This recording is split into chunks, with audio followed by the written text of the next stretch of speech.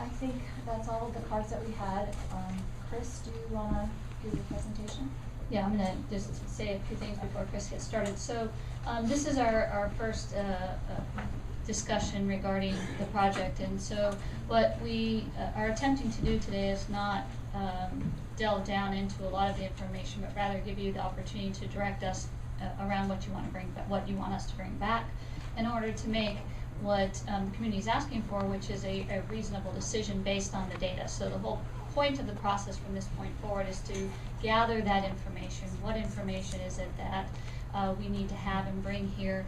Our attempt would be to piecemeal that throughout a series of meetings, depending on the topic, and Chris will talk a little bit more about that. As I stated earlier, we did start the group with the 3 associations. We had 2 main topics on Monday. One we gave very little time and space to because we ran out of time at the end, which was our local control accountability plan. But the other was Luther's side. And the question really for the day was, is this something that we want to explore together with the 3 groups as a possibility in the future? And the answer was yes. So in working with them, they presented a series of questions themselves that revolved around data, much of which was asked by the parents here today. Things like the exit interviews, which we do have in our gathering, that information and data together, as well as some questions about the enrollment, very similar to what the public is asking for around the developments in that particular area. So we'll be pulling together some of that information for that group and bringing that back to them next month. So that's just kind of giving you a little idea of where we're headed, what the purpose of today's meeting really is, and the purpose of our discussions moving forward. So let me also piggyback on what Wendy was saying. So again, tonight is just about gathering some information. We've had many opportunities to sit and listen to the folks in the audience, but this being our first opportunity now to seek the input and find out directly from the board what types of questions you might have tonight, so that staff can go back and begin providing clarification, answers, and moving forward with that. So really tonight is about, we're looking at creating some building blocks here, because whatever happens at the end of the day, we're going to have to look at all of the different questions that the community has, the questions that our board has, put them together, and as this gentleman was talking about, the question would be is, at the end of the day, what does it look like as far as feasibility? What does it look like as far as whether it's a viable option or not? Oh, sorry. Dogs. Okay.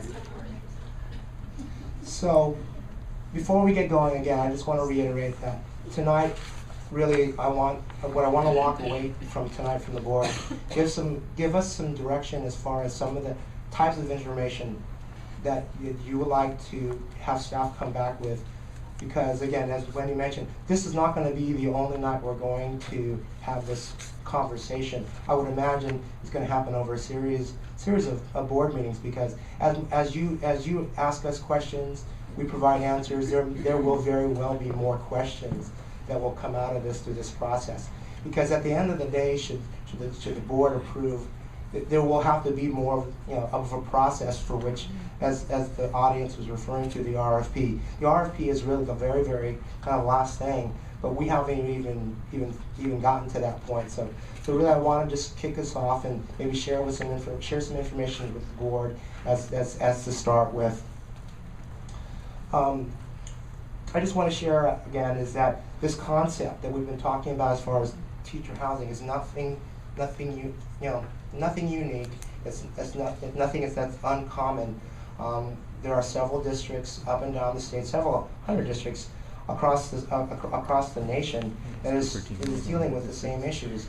I just pointed out a couple of things just locally here. Obviously, we had our press release.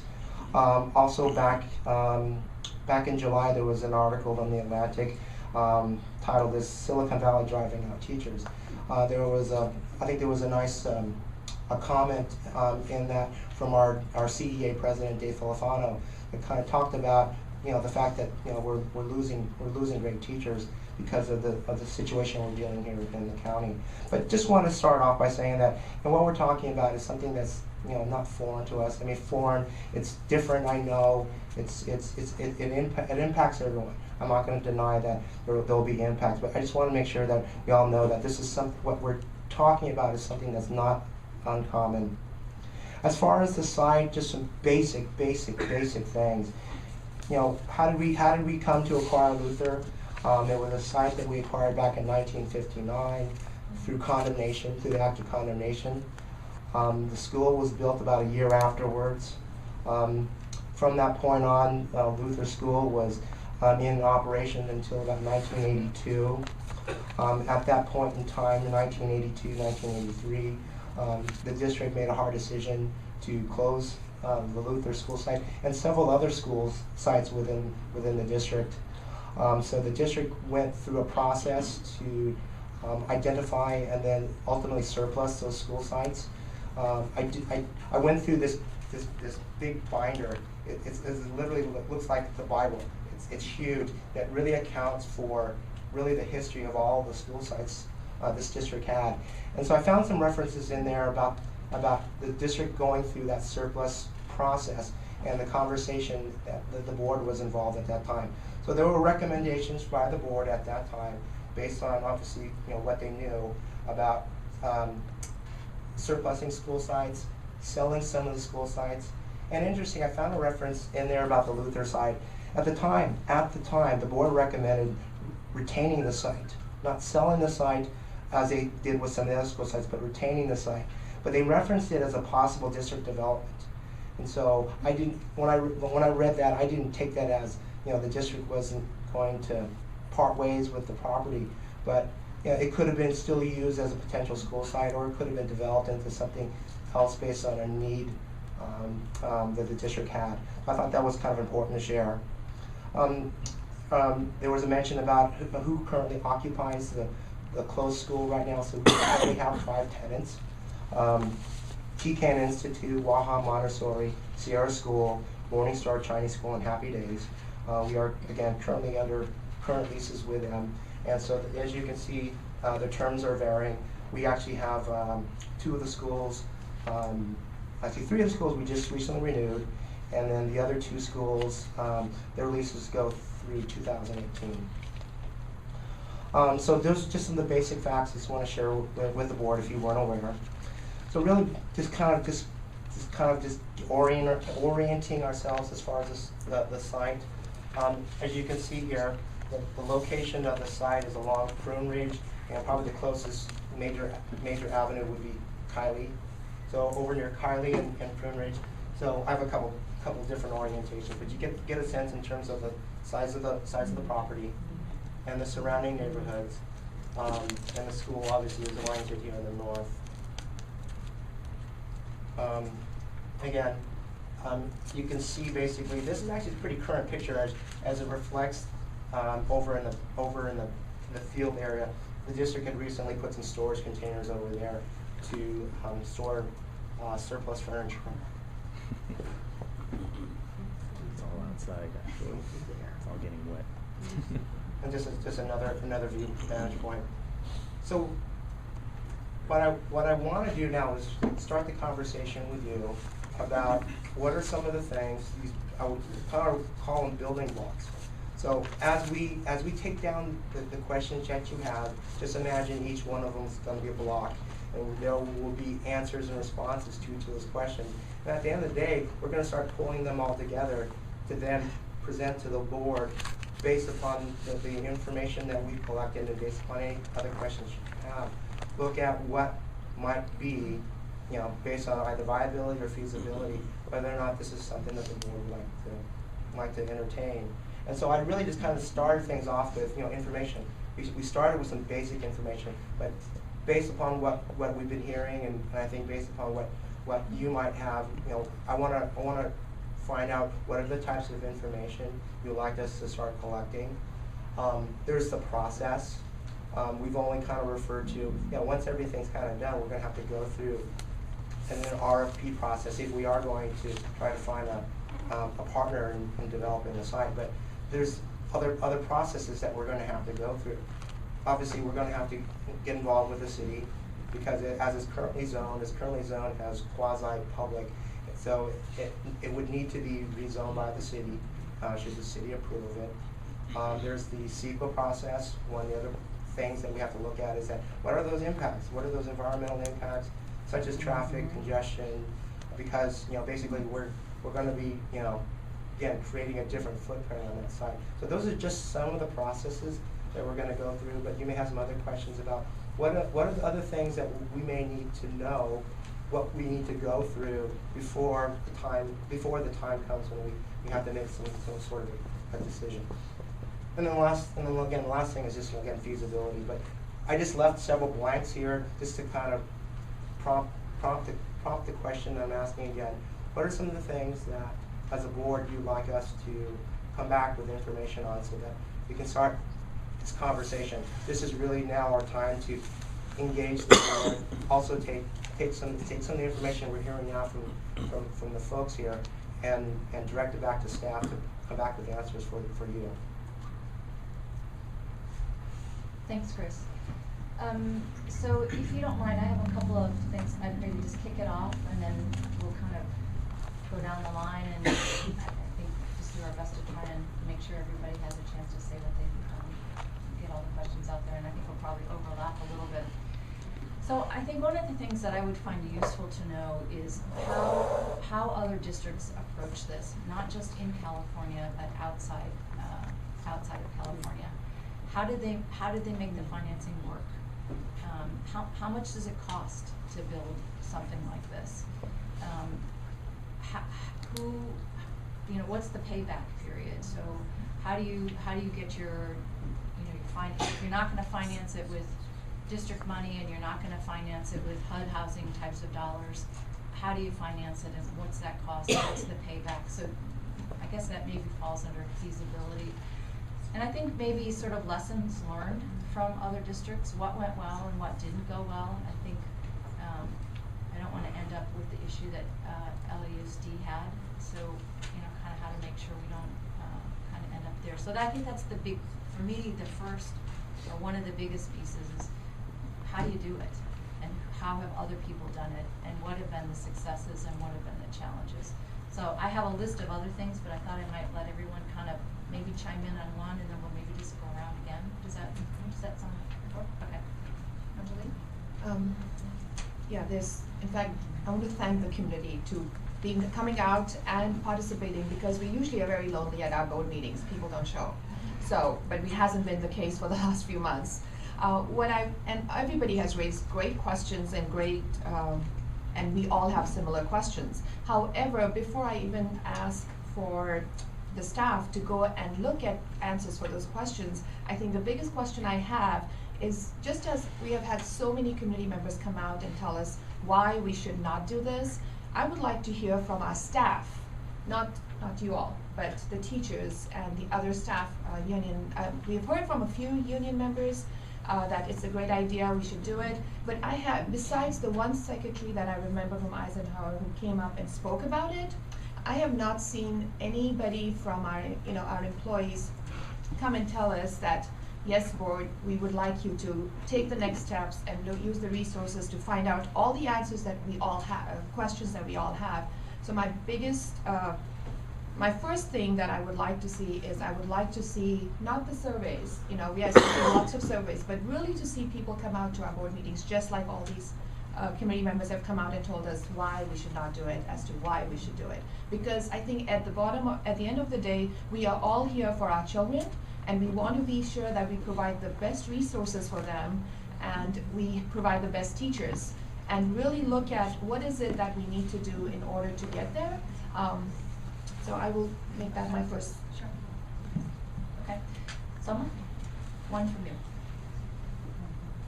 Wait, let me turn mine off. There we go. Okay, so I have a comment first and then my first one. So I didn't hear too many people say it today, but some of the same speakers we've had today have spoken previously, have always gotten up and said that we all care about our teachers in this room, and I think I just wanted to reiterate that. I agree with you on that, and I appreciate that you say that.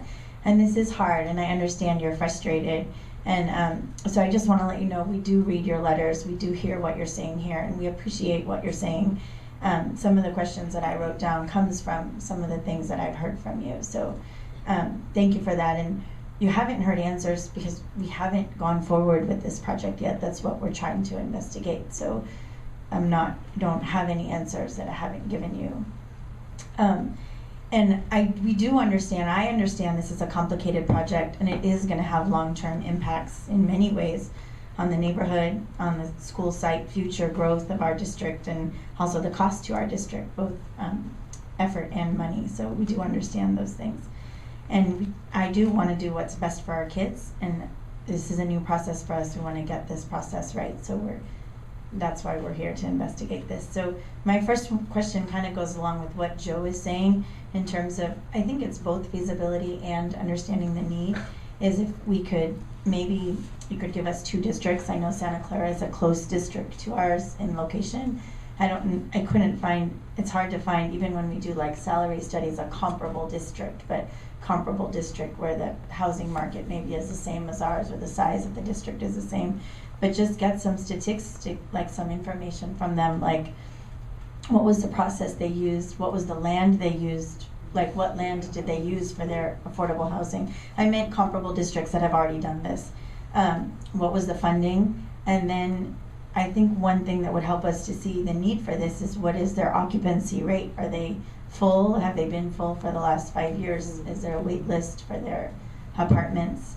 And then what is their current management like? I understand what resources, we want to know what process they use to build the housing, but now once it's built, what's their current management? Are they, as a district, acting as a landlord, and is that costing them money, or do they have another operator? So I just want to understand, like Joe said, what the other districts are doing.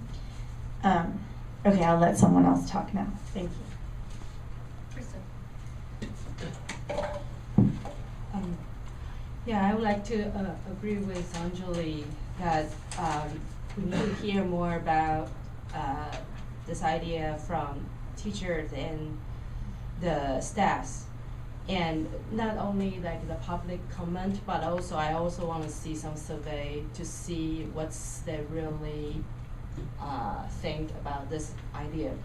But on top of this, I really think for me the top priority will be the student. So I would like to see the enrollment study, because currently we know like Cupertino has some uncertainty on development. Santa Clara may have some, and San Jose may have some. Like people say, San Jose urban village plan. So I would like to know like what's the impact for our district. And as we all know, like when we do the demographic study, we only plan for 5 years, or at least we only do the analysis up to 5 years. But if we lose the school side, maybe that's a 20 years impact. So if there is a new development, let's say it's for 2-bedroom, 3-bedroom, whatever, I would like to know, like, if we lay out for 20 years, if there is a potential significant impact on our enrollment, and if there's students need those school side. Thank you. Phyllis? I would just like to also thank the community members who've been coming out and speaking with us at the last few board meetings. And I appreciate the emails, and I appreciate the phone calls, and lots of what you have said here and on the phone and on the emails have shaped my thinking about this project. So thank you, and please continue to talk to us. I want to echo lots of what we've heard already here. As Joe said, there's going to be a lot of overlap. I do want to hear from staff. I do want to know what staff is thinking, as well as community. We have not heard that. I think Anjali mentioned we had heard one. I think we've actually heard 3 staff members speak to us. about the project, which is not overwhelming when you consider how many staff members we have in our district. So that would be important to me, as well as the cost things that have been mentioned. But one of the things I would also like you to look at, Chris, is I know that there are schools there now with like 400 to 500 students. And I assume that there's some traffic impact to the community there because there's some drop off and pick up. So my question would be, if it were a housing development of 200 units and not a school of however many children, how does that change the dynamic of traffic in the Luther residential community?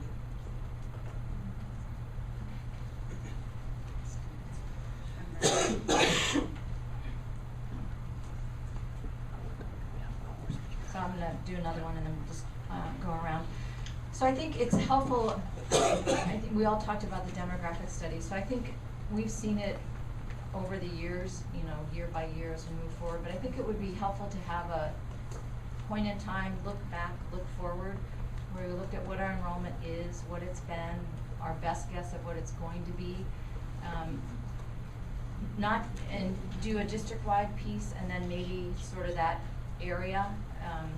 You know, one of the dilemmas that you have in any district is, you know, you have some areas where your student generation rate is high compared to facilities, Stockmeyer, and other places where your student generation rate is low compared to your facilities, and that's kind of the other side of the district. And most parents don't want to put their child on a bus and go from where they live to where the space is. So kind of a big picture of what the district has been doing, and then sort of that area I think would be helpful. I have a couple more, but we'll go around. I just want to, again, because one of the things that has come up, and Kristen mentioned, was about the San Jose project that we are, you know, the 2040 San Jose project, as to get more information or really work more closely with the city of San Jose to see what is it that they have in mind, what are they looking at. I know the maps don't seem to reveal that there's anything more than retail, but then there are numbers floating out there. So would really like to know what's happening around the Luther side. But I'm going to reiterate something I said in my previous comment, and that was, I would not want to put any resources on any of this until we really hear from the staff. So,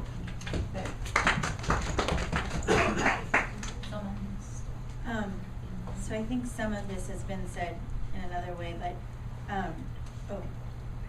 hi, sorry. I'm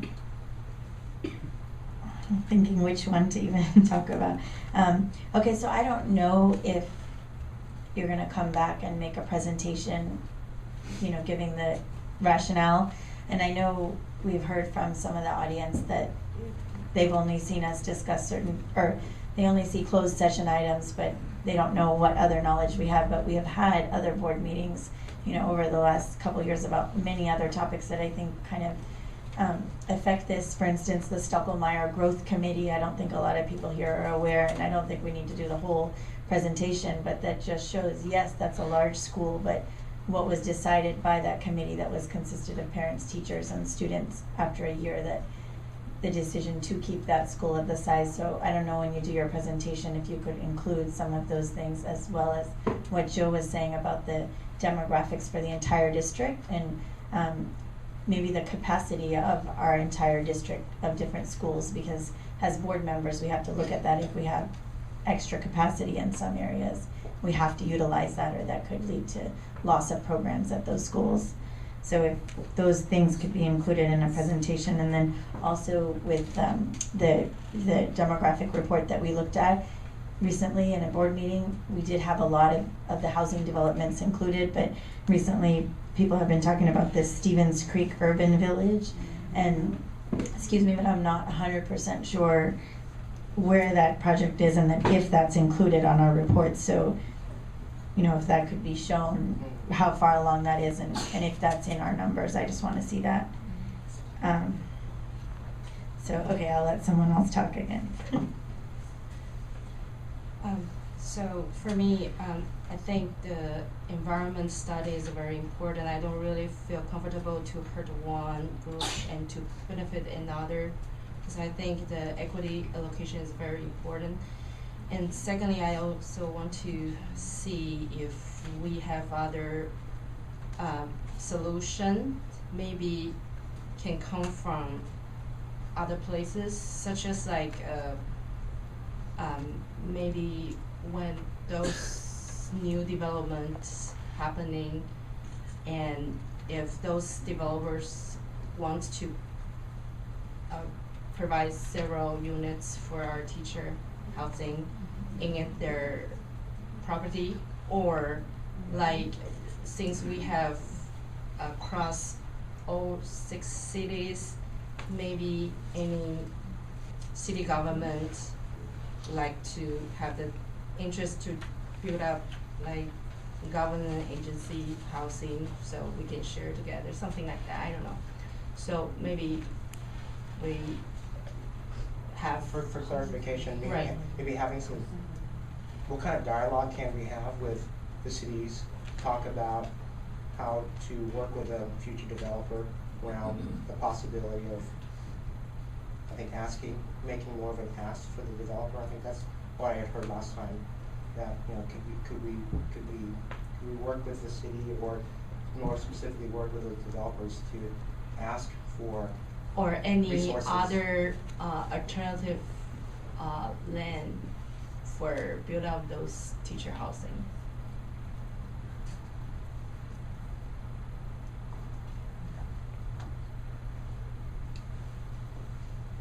I just want to, I think I agree, I know I agree with Anjali that I think the first step might be to assess the staff and see where we really are before we spend a lot of resources on anything else.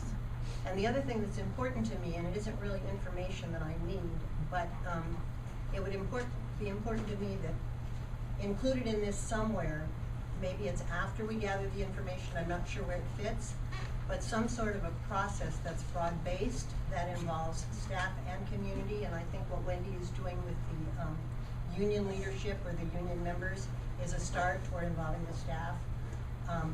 But I'd like at some point to see something that is broad-based and reflective of the staff and community.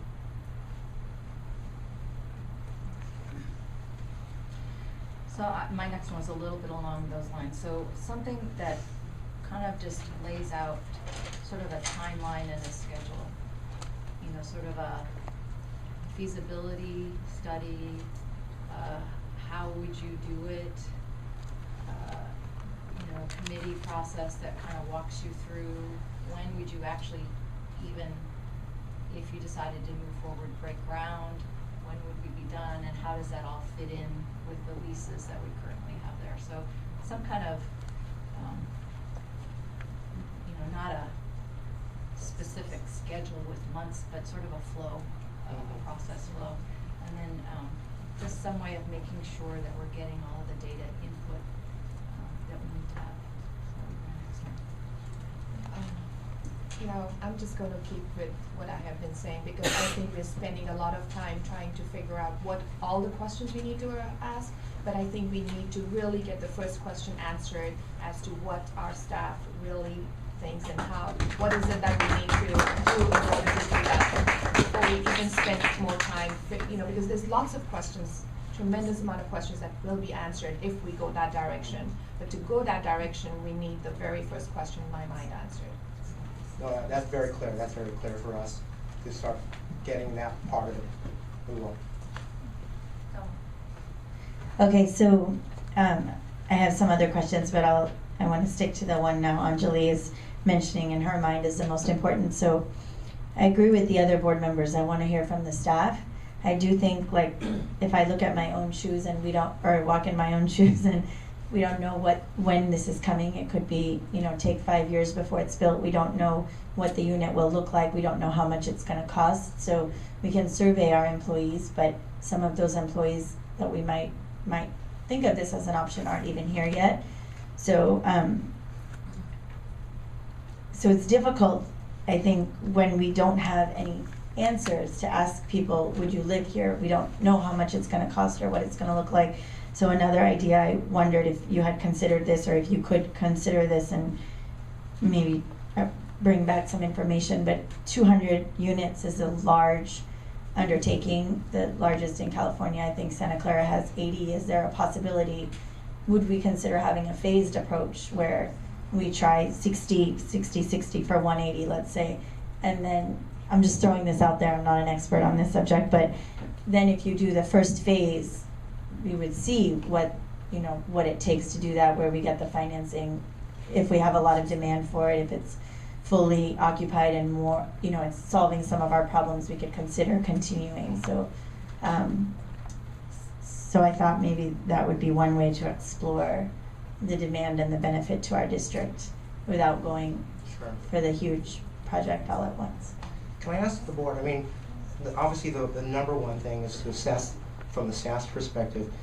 We've heard from the community about wanting to know what are some of the reasons why people are leaving and whatever those. Are there some specific things you'd like us to ask about trying to understand why this situation, why they're leaving, or whether, if we, again, I mean, maybe the simple survey would have been asked, if we had some other means to provide them access to certain things, maybe they could share that with us as part of that survey. But I'm just talking aloud here. I'm just wondering whether or not there's some kinds of specific things you'd like us to make sure we include in that survey. So I'll just get a little philosophical here, and you guys could kind of chime in, because here's the dilemma that I see, that we here in Silicon Valley are in. Oh, your mic is on. Yeah, it is better. It is.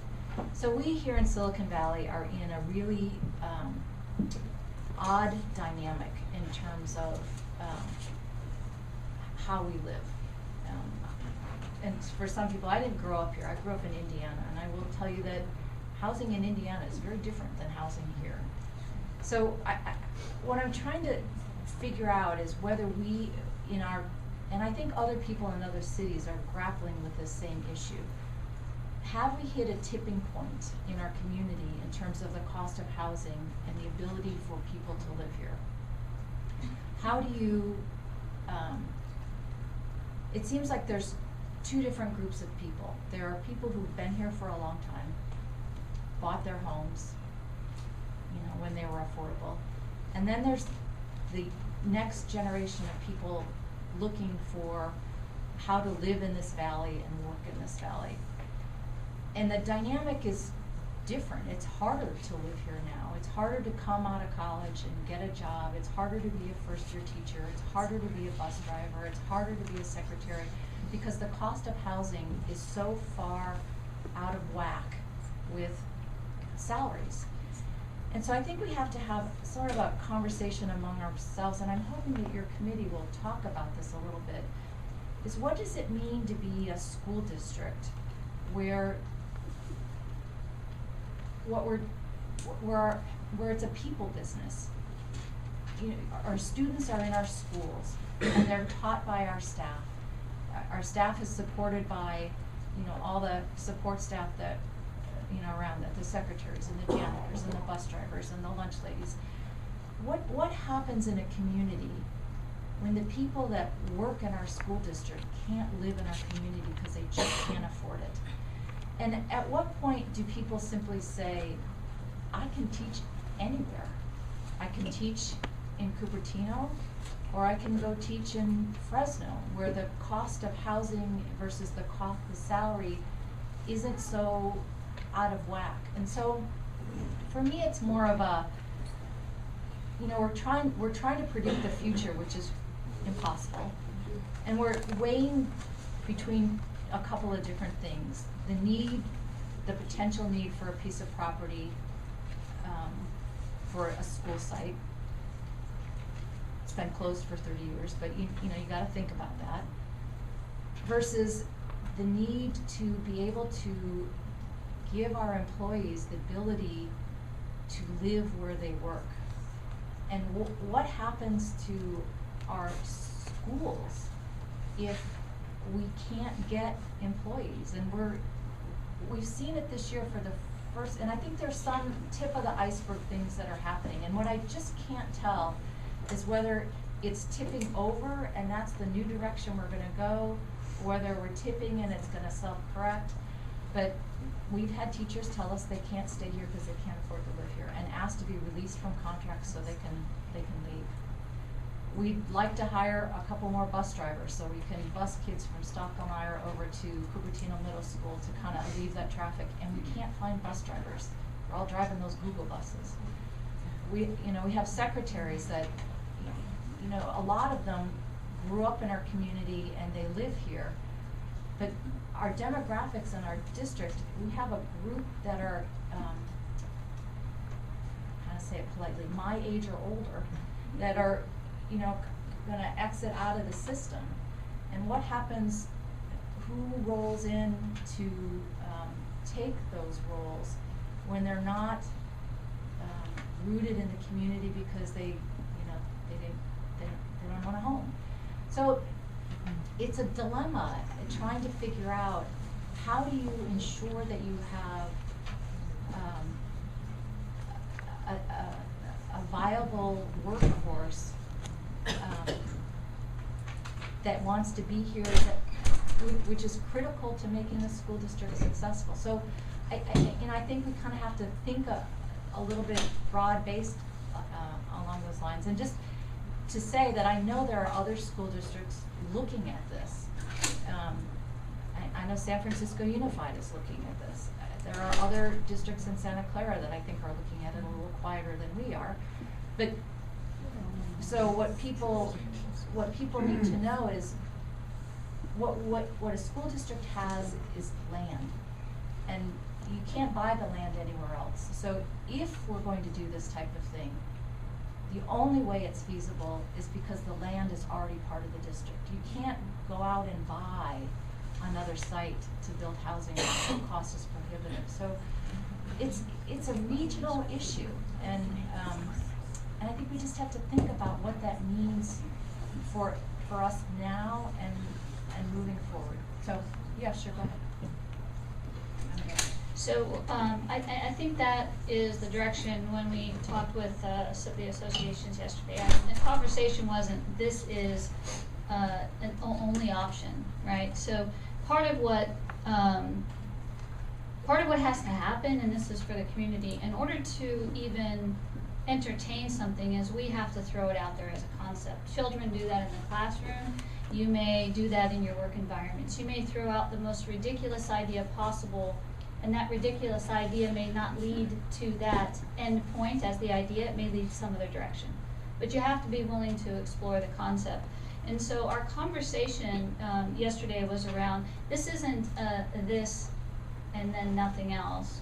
It's a conversation around, we know we have a problem, okay? So that's an issue. That's the issue. The bottom line is we shouldn't have a problem, and that's the sad state of affairs for us right now.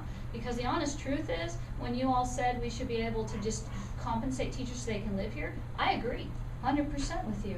There is not a bit part of me that doesn't believe that.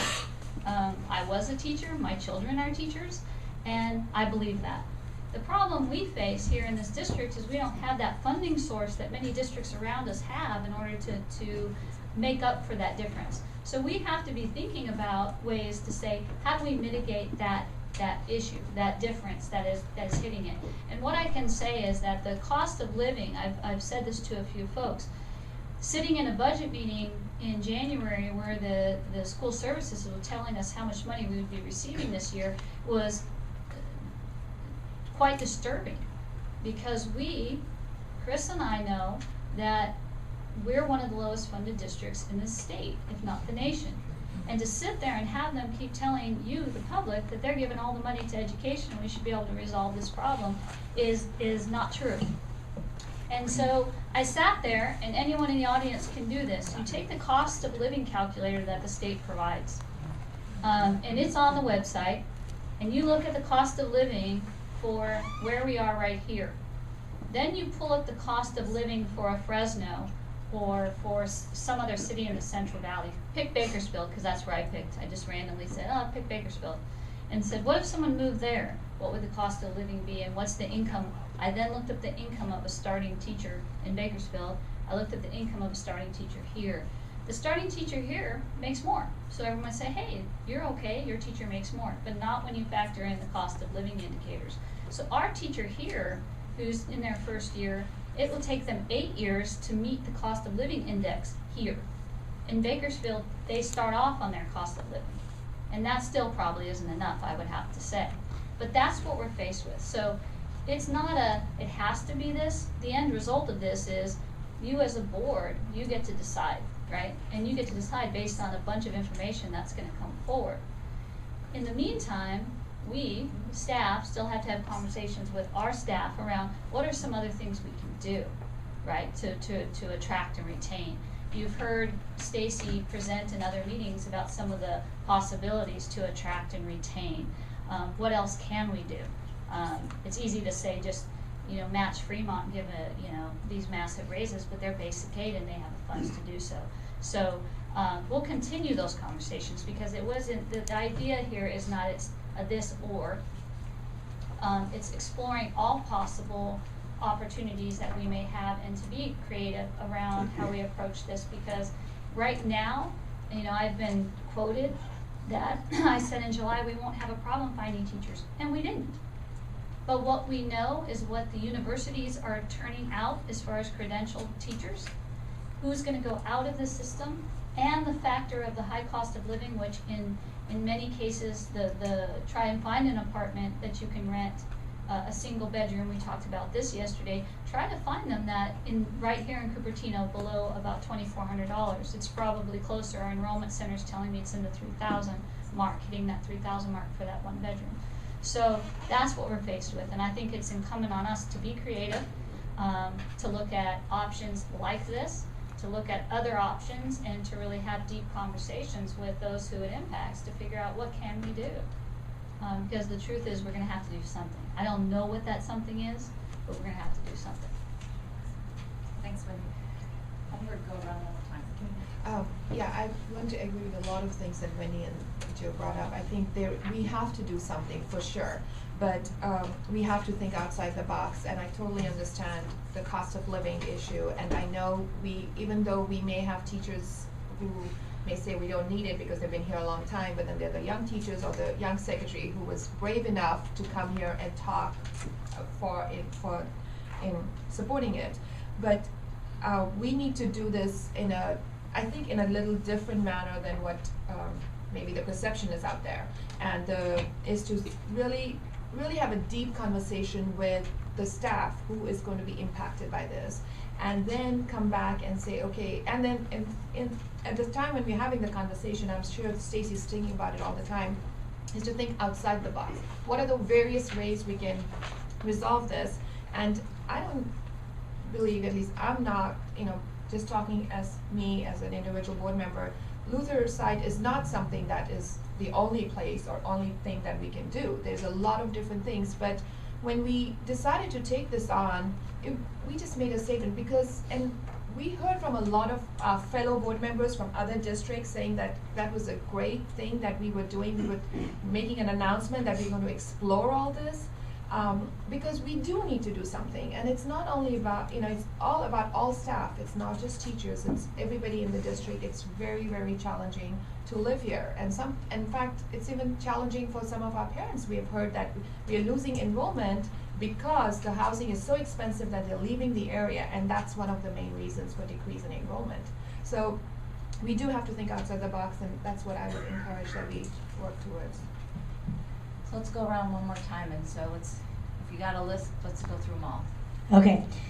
I don't have too much more, but I think Mr. Vaid was saying there's two things, and it was also presented in some of the letters that you wrote. I forget what this one document was called, but talked about we need to explore the feasibility of this and the need. And I think some of the other board members are saying before we do anything else, we need to understand the need. But I think in parallel, we have to do the feasibility, because if there's a need and no feasibility for this, then the project's not going to work, right? And if there's feasibility and no need, then we don't need to do this either at Luther. So, and if there's a need and it's not feasible at Luther, then we need to find another place. We should be looking anyway, but another option. So for feasibility, when they were talking earlier about the timeline, there's lots of things later to consider, like they mentioned when is it going to break ground and all that. But in the timeline, I guess for the basic feasibility, I mean, we saw the leases. Is this even possible given what you showed us about the leases? Like, see that on a timeline when we would know if those leases are a deal breaker. Also the zoning, like when would we know the answers to the zoning? If the zoning's not gonna happen, then it's a deal breaker. The financing, how are we gonna do that? So I guess I like wanna see a timeline, but not of the completed project, but just of even the feasibility. Does that make sense, Chris? And then the second thing is just about financing. I wanted to see what the options are, if there's multiple options, and then in the area of financing, what is the cost? Because I don't know if you get finances from different places, but one in just the planning phase, what we're doing now, and then the building phase, and then after it's over, the maintenance. That would help decide if it's feasible to what the overall cost is. I think that's all I have. I would like to make a comment about working environment. I think for the most of people who has working experience will agree, like sometimes we don't really only work for money, and sometimes it's just a lot of different things like relationship or like the whole, like the team. And I think originally the district brought this idea is a good fit to retain the relationship for our staff and to show we care about our staff. And regarding the question for what to put on the survey, I really want to know like how many current teachers and staff show the intent to apply the housing when it's ready.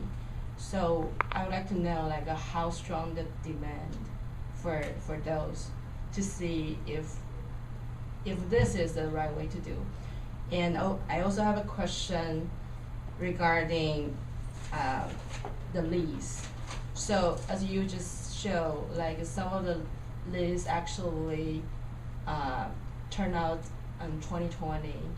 So I'm not sure if we can take that back if we are not used as an educational institution. So that's my question. Yeah, most of the questions that I had have been answered, but I just have two more. One of them is, I'd like to know, and I think I have a ballpark on this, but I'd like to know the revenue currently generated by the people who are leasing at Luther. And I'd like to know what services we provide to those folks and what it's costing the district to provide those services. And then my other question is, what is my other question? Oh, I know. We've talked a lot about the development along by San Jose and Santa Clara, and there's those strip malls along Stevens Creek Boulevard, and I know some of them are San Jose and some are Santa Clara, and there's a piece of it I think that belongs to the Cupertino School District. So I'd like to know what might happen with that. Whether that's, I think those strip malls are going to go sooner than later. They're pretty ratty-tatty, some of them. And will those be mixed use? Will they be housing? Will they be? And I think that was alluded to before, but specifically, whatever is in our district that's along that corridor. That does it for me. Thank you, Joe. I'll give everyone one last shot. Are we good? Everybody got their? Yep, go ahead. I want to respectfully disagree with Soma in terms of that feasibility and need to go parallel, because I think we can it shouldn't take us that long to figure out the need. Once we figure out, yes, there's a need, I think it is the board's responsibility to figure out how we're going to make it happen. And so I would really like to emphasize again that we need to really work, the topmost question that we need to answer is the need, and then to see the staff here to support the need that they're reporting back on. Okay. Is that what you need?